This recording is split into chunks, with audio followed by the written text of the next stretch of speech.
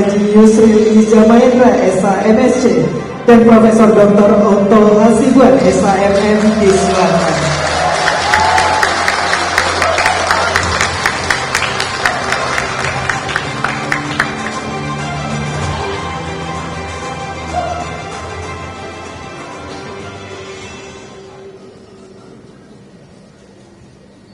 Bismillahirrahmanirrahim.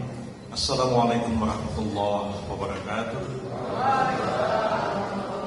Alhamdulillahirabbil alamin. Assalatu wassalamu ala Rasulillah wa ala alihi washabbihi ajma'in. Yang saya hormati Pak Profesor Otto Hasibuan, Wakil Menteri Koordinator Bidang Hukum, HAM, Imigrasi dan Pemasyarakatan. Yang saya hormati Menteri Hukum Pak Supratman Andi Aktas. Yang saya hormati Menteri Hak Asasi Manusia Pak Natalius Pigai, yang sehari-hari saya panggil Bro. Kemudian Menteri Imigrasi dan Pemasyarakatan Bapak Agus Hardianto. Kemudian Bapak Wakil Menteri Koordinator Bidang Hukum, Hak Asasi Manusia, Imigrasi dan Pemasyarakatan, tadi Pak Otto Hasibuan. Kemudian Wakil Menteri Hukum Bapak Edward Omar Syarif-Yarij. Kemudian Wakil Menteri Hak Asasi Manusia Bapak Mugianto Sibin. Kemudian Wakil Menteri Imigrasi dan Pemasyarakatan Bapak Silvi Karim, yang sudah saya kenal lama. Kemudian para pimpinan tinggi media di lingkungan Kementerian Hukum dan HAM, para staf ahli, staf khusus dan penasihat kehormatan Menteri Hukum, para pimpinan tinggi Pratama di lingkungan Kementerian Hukum dan HAM, serta para tamu undangan, hadirin dan hadirat yang berbahagia. Puji syukur kita panjatkan kehadiran Allah Azza wa Jalla. Sore hari ini kita bersama-sama dapat hadir dalam keadaan sehat walafiat di Kementerian Hukum sekarang ini, atau dulu Kementerian Hukum dan Hak Asasi Manusia. Sama-sama kita menyambut kedatangan para pemimpin, para menteri, para wakil menteri yang baru, yang selanjutnya akan menangani tugas-tugas yang selama ini jadi tanggung jawab dari Kementerian Hukum dan Hak Asasi Manusia. Saya teringat pada tahun 1999, sudah lama sekali. Ketika itu saya dilantik sebagai Menteri Hukum dan Perundang-undangan di kementerian ini. Dan hanya beberapa bulan, kementerian itu berubah nama dan ruang lingkup tugasnya menjadi Departemen Kehakiman dan Hak Asasi Manusia. Pada waktu itu, Kementerian Negara Urusan HAM yang dipimpin oleh almarhum sekarang Bapak Hasbullah Samad dilikuidasi oleh Presiden Abdurrahman Wahid dan diintegrasikan kepada Kementerian Departemen Hukum dan Perundang-undangan. Maka jadilah dia Departemen Kehakiman dan Hak Asasi Manusia.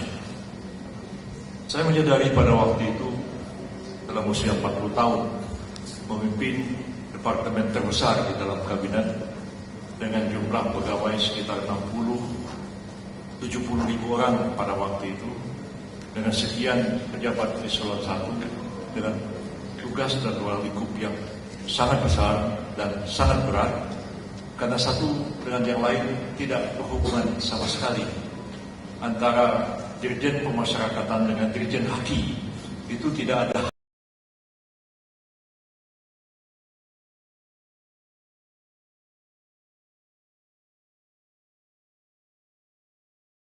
yang sangat strategis dan luar biasa yang diambil oleh Presiden baru kita yang baru dilantik pada tanggal 20 Oktober yang lalu, Pak Prabowo Subianto, dan Wakil Presiden Pak Gibran Rakabuming Raka melakukan restrukturisasi dan reorganisasi Kementerian Hukum dan HAM menjadi 3 kementerian baru: Kementerian Hukum, Kementerian Hak Asasi Manusia yang tadi saya katakan sempat diciptakan dan dilikuidasi sendiri oleh Presiden Abdul Rahman Wahid, dan sekarang dipisahkan kembali dan dibentuk kembali Kementerian Hukum, Kementerian Hak Asasi Manusia sebagai satu kementerian yang berdiri sendiri.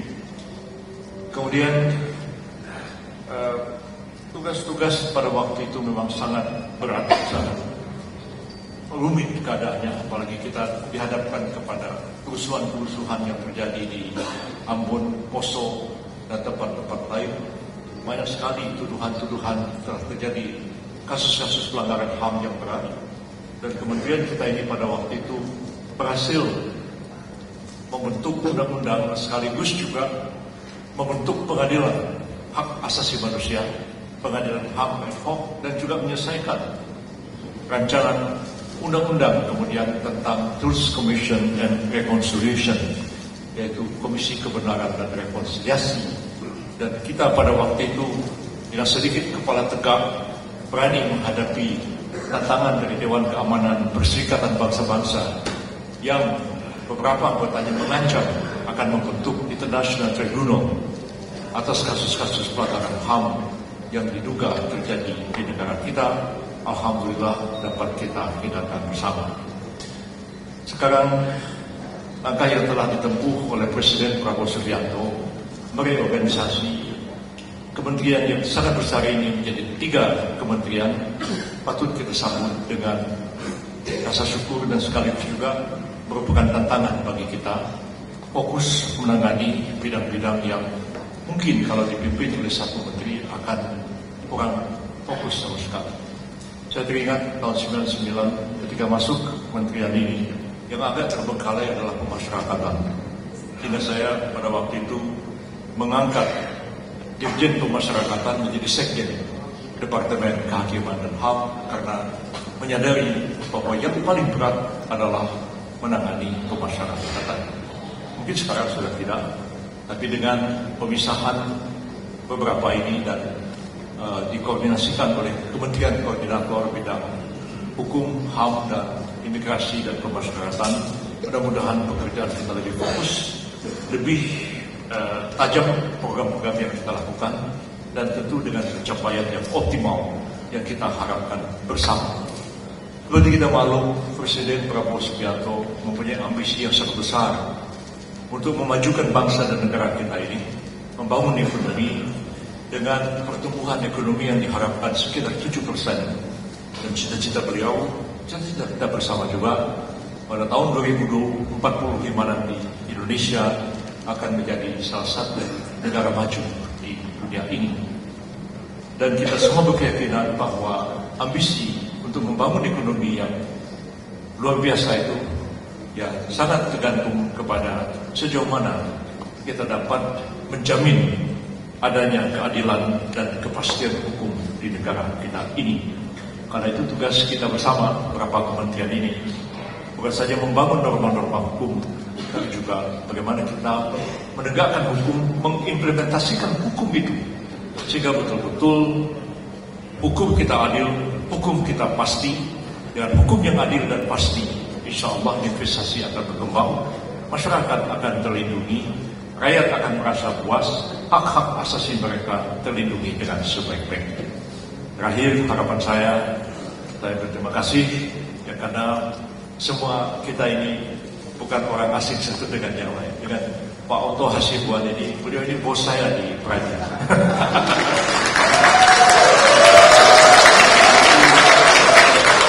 Advokat saya itu yang kena teken beliau. Jadi kalau beliau kartu advokat itu saya nggak bisa praktek di pengadilan. Pak Otto ini orang baik, ya orang baik saya kenal yang lama. Alhamdulillah saya yakin dengan beliau dapat bekerja bersama-sama secara sinergis. Begitu juga saya kenal semua, Pak Supratman, saya kenal lama, beliau aktivis, kemudian Ketua Balik, Kepala Balik, kemudian juga Pak Agus saya kenal baik dari Barreskrim terus ke Wakapolri, kemudian turun Pak Natalius Pigai, sudah lama guru ini saya kenal sejak dari aktivis jalanan sampai kemudian menjadi anggota Komnas HAM.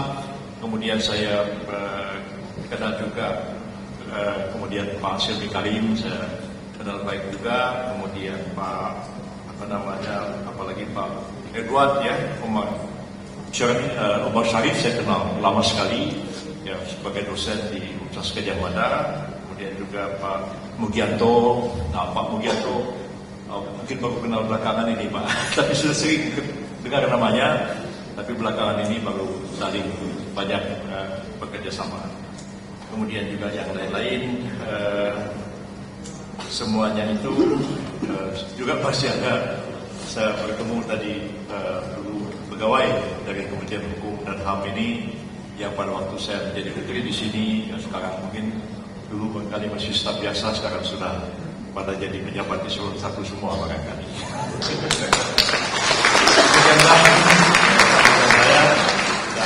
Mohon kehadiran kami diterima di kementerian ini dan mohon didukung kalau kami benar, berikan dukungan kalau kami salah, jangan segan-segan memberikan koreksi kepada kami. Sampaikanlah segala sesuatu itu dengan cara yang baik. Ya, jangan salah terus masuk medsos terus jati maki kacau begitu. Lebih baik kita saling bertegur sapa, menyampaikan kalau ada salah silakan dikoreksi. Kita yakin bahwa kita semua ini berjiwa besar akan menerima segala koreksi yang positif diberikan oleh kita semua.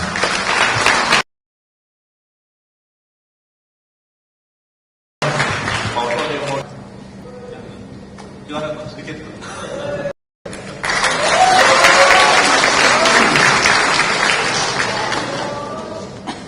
Terima kasih Bapak sekalian semua. Selamat sore. Terima kasih nih Pak Menko yang memberi kesempatan saya untuk menyampaikan satu kata dua kata di sini.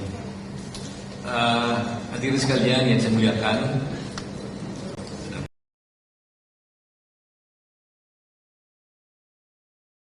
ada Supraman, ada Tulus Pigai, ada Prof. Edi, ada Pak Silmi Karim, ada Pak Mugi, ada Pak Niko, Pak Sekjen, ada Pak Asep, dan semua jajaran Kementerian Hukum yang ada sekarang ini.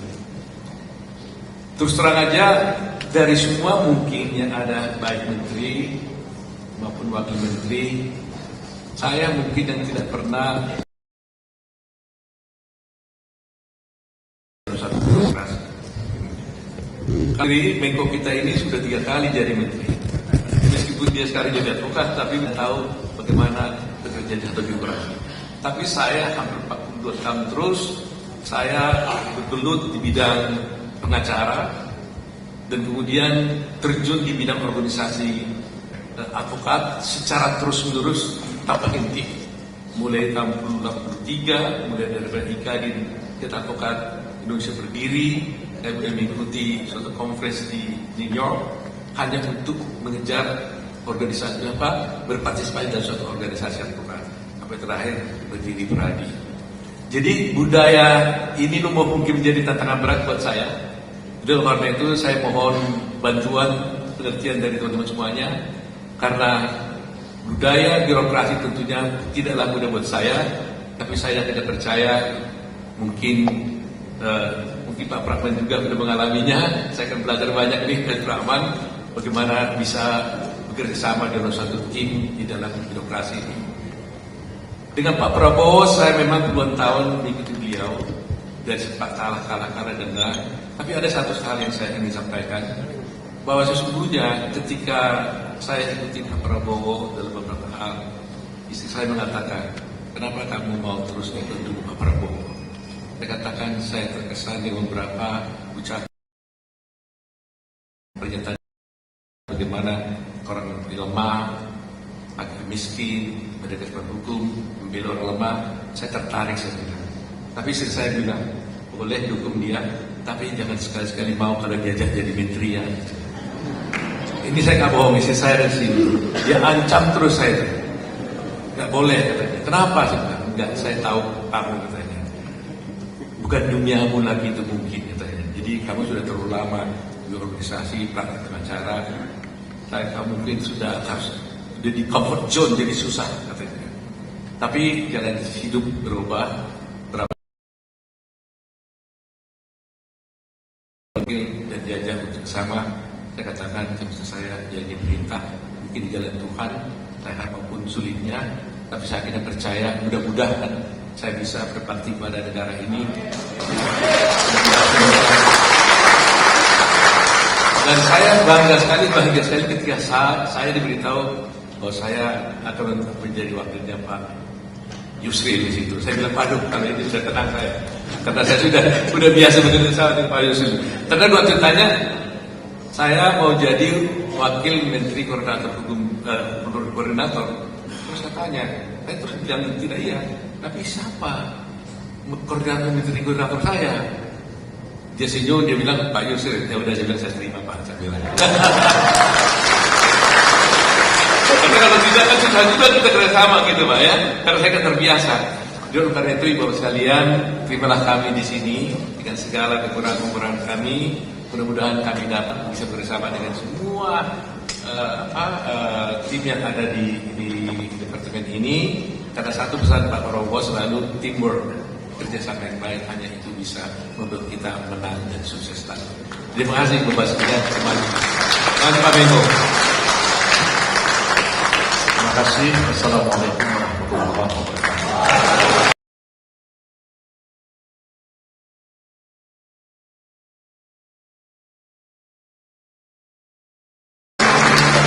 Hadirin